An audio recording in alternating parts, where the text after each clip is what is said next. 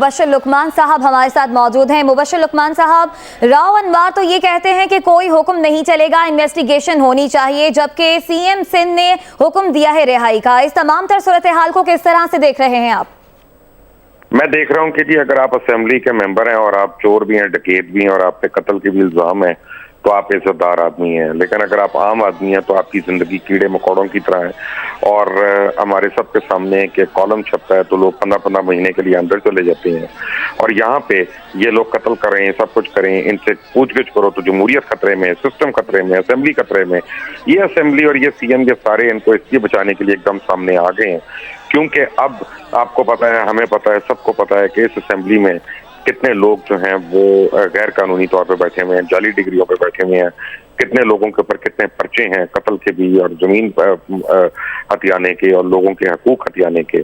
तो अब हैव्स और हैव नॉट्स की जंग होगी इस मुल्क में और ये मैं आपको खुल्ला बता रहा हूँ।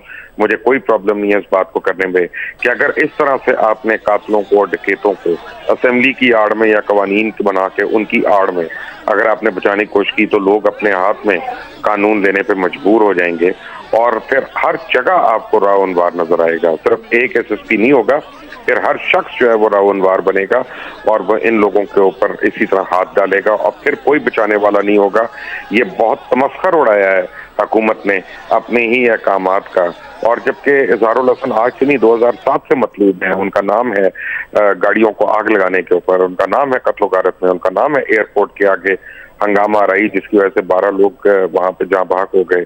उसके अंदर क्यों ना तफ्तीश हो, क्यों ना अरेस्ट हो और कितनी देर तक सेक्रेट का उसको बचा के रखना है। ये मजाक बना लिया इन्होंने। आज राव अनवर के थ्रू पाकिस्तान के हर पुलिस वाले को और लॉ इन्फोर्समेंट वाले को ये बताया जा रहा है कि कानून जो है वो हमारी लॉन्डी है, कानून जो है वो होगा जो हम चाहेंगे, वो नहीं जो कानून कहता है।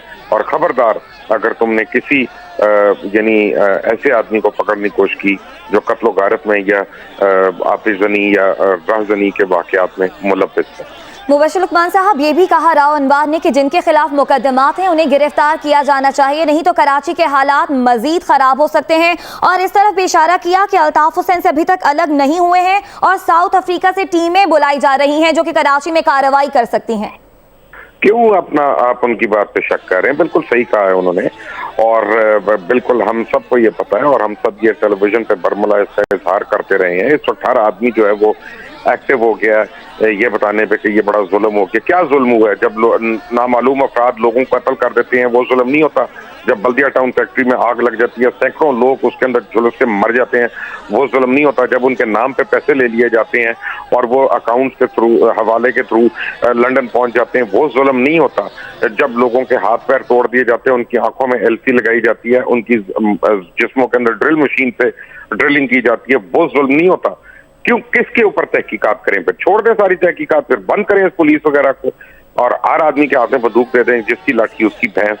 कानून सबसे बालातर होना चाहिए, उसमें चाहे आप हो, चाहे मैं हूं, चाहे कोई और हो। और इजहारुल हसन को तो बहुत से सवालों के जवाब देने 12 मई के हवाले से और उसके अलावा भी, और इनको अरेस्ट करना चाहिए, वरना कराची तो दूर की बात है, पूरे मुल्क में अमन और अमान नहीं रहेगा। जी शुक्रिया मुबश्शिर लुकमान साहब।